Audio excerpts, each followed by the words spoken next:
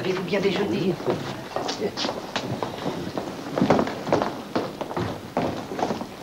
Avez-vous bien déjeuné? Vous êtes déjà là? J'avais reçu des ordres, monsieur le procureur général. Il est trop tôt. Restez pas là, c'est inutile. Revenez à 17h30. Rien n'est changé. Il y en aura bien 6. Mais oui, mais oui.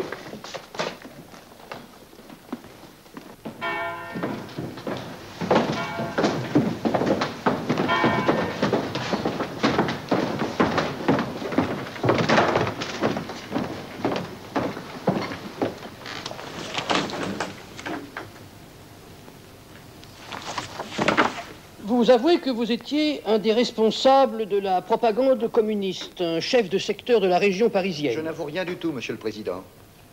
Mais je ne comprends pas. J'ai été jugé il y a 9 jours, à la 12e chambre. J'ai un témoin qui était là, qui faisait partie de ce tribunal.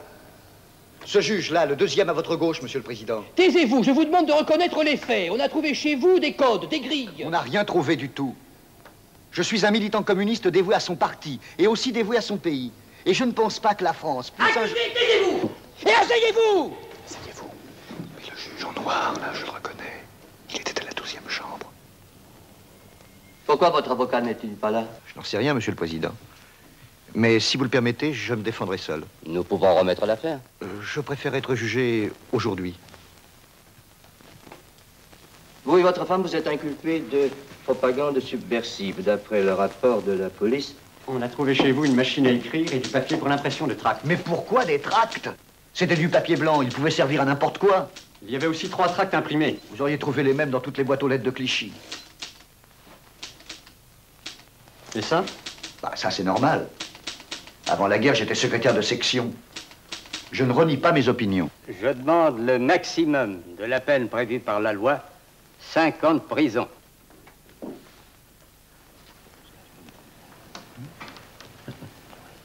Oui, 15 mois, c'est bien.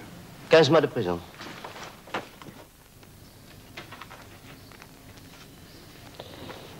Monsieur l'avocat général, vous avez la parole.